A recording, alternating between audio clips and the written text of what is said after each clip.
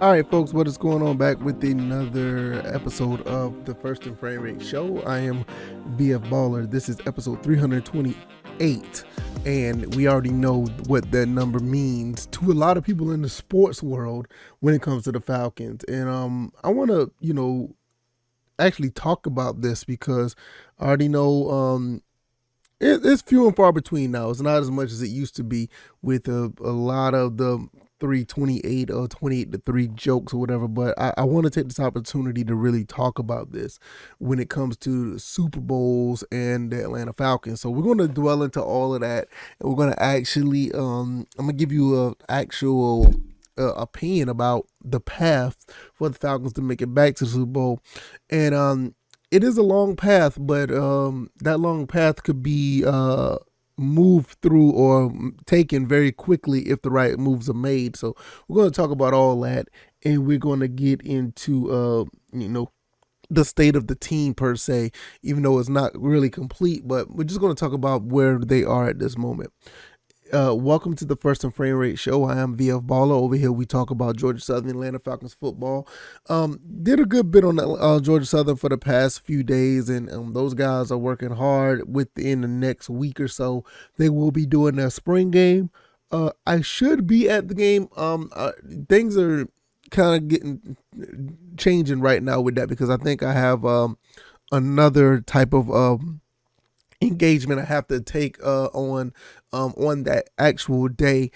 Things change, and family and stuff like that. So I may not be at the game. I don't know 100% sure now, but I'll keep you guys posted. But nevertheless, shout out to the Georgia Southern Eagles and the phenomenal work they've been doing for the past month or so. Look like those guys are putting in work. But as far as the Atlanta Falcons go, we're going to talk about them. We're going to all in on the Falcons today. Like I said, episode 328, Falcons long path to another Super Bowl. If this is your first time here, welcome. I am on YouTube and Rumble. I also can be reached on Apple, Google, Spotify, Anchor, and Stitcher. All the links will be down in the description if you want to check that out. Also, if you want to donate and help this podcast grow, I'm also over there as well on the PayPal, Cash App, and other means to donate. It's all help the show grow. All right, let's go ahead and get into this.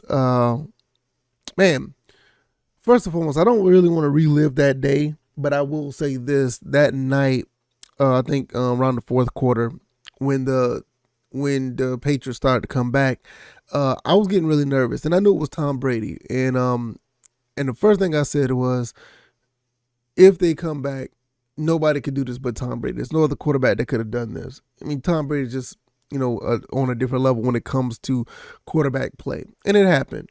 I went to sleep that night and kind of a little disappointed, a little bit devastated.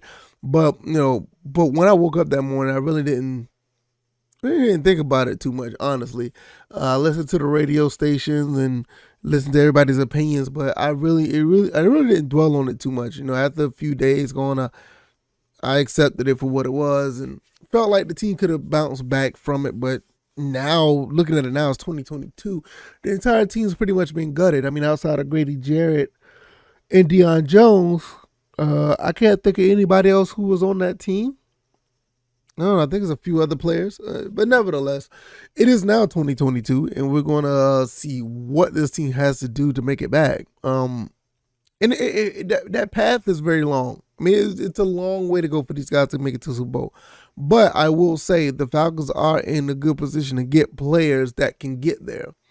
It's going to be very tough to get to the Super Bowl nowadays. You got to understand all the things you need. A lot of guys now talk about the Falcons. We need a pass rush. Yes. But if you want to make it to the Super Bowl, you need probably about 2 or 3 guys on that line that can get to the quarterback. So that right there, we're way behind the 8 ball on that end because I don't know what's going to happen with Marlon Davidson. You don't know what's going to happen with the Taquan Graham. We still need somebody that help with Grady Jarrett. And everybody's talking about we need a pass rush. So if we do get another person, does that help with the other guys? I don't know. I think we already have a Super Bowl caliber cornerback at AJ Terrell.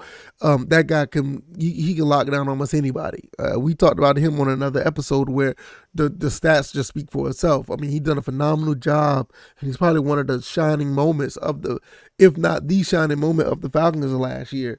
So you kind of already have that. The rest of the secondary is going to have to do something different as far as what they've been doing. Casey Hayward has come through. We got a couple of other guys. I don't think they're Super Bowl caliber, but you keep adding pieces that where everybody could play a role or they play their assignments. You could get that one step closer. And like I said, it's one step closer because it is a lot to get to the Super Bowl. Now, the linebackers, I mean, we lost Foye Oluokun, but we do have Rashaan Evans.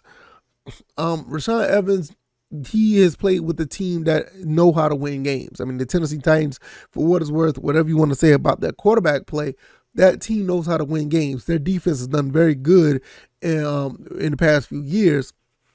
It's just that the quarterback play just never was able to get them over the hump, and it didn't help that Derrick Henry was kind of was banged up, and the receivers.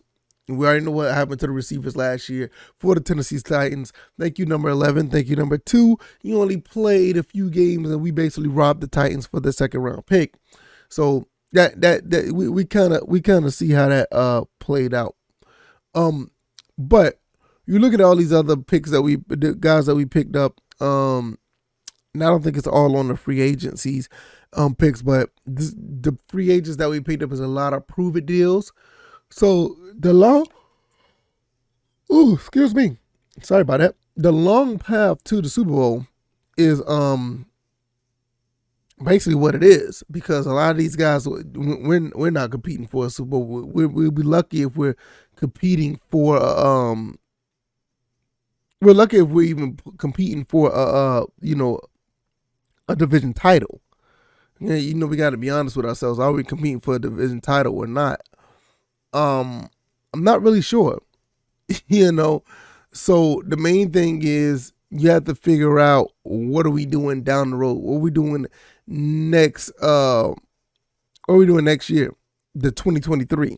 And I think that's where the path, I ain't gonna say the path starts in 2023, but you could get things moving in 2023. And in 2023, we'll start getting things together where it comes to getting more players here, getting more players signed, getting more prominent players signed, actually getting the quarterback that we want. Because I think, like I said, the quarterback play has to be good. I think nowadays, I don't think the quarterback play is definitely a factor, because we all talk about how good a quarterback needs to be and they have to have an elite quarterback. You just need a quarterback that don't make mistakes. That's all you need. You just need a quarterback that don't make mistakes. And from that point, you'll be fine. And I think that's one thing we need to really think about. I personally think that quarterback play is kind of overrated. In some instances, yes, you want to have a quarterback that's elite. You want to have a quarterback that can do great decision making, but I feel like it's kind of overrated because you see where the pay scale of quarterbacks are, and it kind of guts the entire team, which that's another story for another day. I think you just need a smart quarterback that can play the position properly. You don't need, if for instance, the Titans would have probably won the Super Bowl if you had a competent quarterback. You don't need an elite quarterback to win to win the Super Bowl with the Titans. But the thing about that is you had a situation where basically Tannehill wet the bed. And you turn around and you look at a team like the Packers. I'm not saying it's all on Aaron Rodgers, but I mean, you just have a team that has an elite quarterback that just can't get over the hump. And I'm starting to wonder about the Chiefs as well. The Chiefs could do it. And I'm not saying the elite quarterback when it comes to the actual talent or I guess you could say talent as well, because sometimes talent does get in the way. But I'm talking about elite when it comes to just playing the position. Tom Brady is elite, but he's not gutting the entire team. You see what I'm saying? But, that's another story for another day. I feel like with Marcus Mariota, all he has to do is just play football. He does not have to do anything great. He doesn't have to do anything special. Yes, you don't want him to take a sack or lose yards. And I think that's the main thing. If he doesn't turn over the ball and he doesn't get sacked, you got a recipe to win games. So as far as the quarterback play, the long path, you may want to get another quarterback down the road. But I think Marcus Mariota is more than formidable to actually win games based on what I've seen. Maybe things have changed. Maybe he's fallen all the way off, but he wasn't that bad this entire time. So it's going to be interesting to see how that aspect plays out. The offensive line, you definitely going to need a really good offensive line. We made it to the Super Bowl. The last time we made it to the Super Bowl, we had a very good offensive line that helped Matt Ryan stay upright. Once that helped Ryan stay upright, Matt Ryan had an MVP season. So it worked out very, very well. So at the end of the day, we're looking at that. If me personally, I think that's more important than any other thing that we need. And I know a lot of people say we need pass rush. Yes, I think we need pass rush because of a depth issue.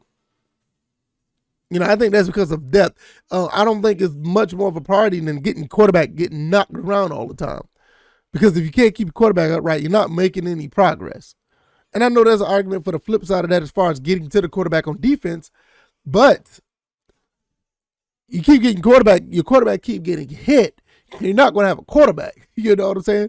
Matt Ryan was tough as nails. So there's other factors that could go into play if you don't have a necessarily prominent pass rush. You can play decent defense. You can play okay defense without it, but you need a pass rush. But I think it's more important that you need an offensive line. So as far as a path to that is something that's really need to be something dealt with by the end of 2023 at the latest. So, I thought that was going to get an offensive lineman sometime in the first round of this draft, but things have changed and I get it. But that needs to be addressed at least by next year. So we'll see how that plays out. Anything else I want to go across when it comes to team special teams? Yeah, you want to do good on special teams, get a good field position. But I think I touched all offense, defense, and offense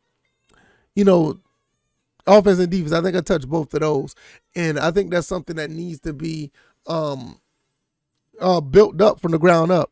And those are there's a lot of holes in those situations, and we have a long way to go. Well, I believe we do have a long way to go, but if you don't have a quarterback under a big contract and you get a lot of players here with the big salary cap like we have in 2023, I think we can make some things happen. And I think we can make some things happen sooner rather than later. That's why I say the path is going to be long. But can we get through that path as quick as possible? There's a possibility on that happening. You pick up guys like Rashaan Evans and you also get if you can get the wide receivers, if you get the wide receivers to actually play some ball, like Alden Tate, you know what I mean, and you get get your running game going, Alden Tate and Kyle Pitts and Cordell Patterson, you actually got in Omalade, Zacchaeus. You actually, and the other guys that we picked up too, the other receivers, because we could do some things. And I almost forgot about Lorenzo Carter that we picked up. So when you look at if you look at the actual free agent signings, they're very solid. German Ifedi, you got Mike Ford. We got some players here.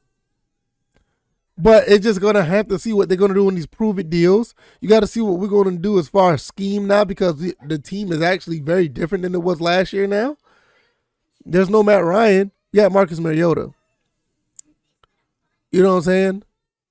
So we got to really figure out how we're going to do this. No Foye Oluokun, but we got, Rashaan Evans.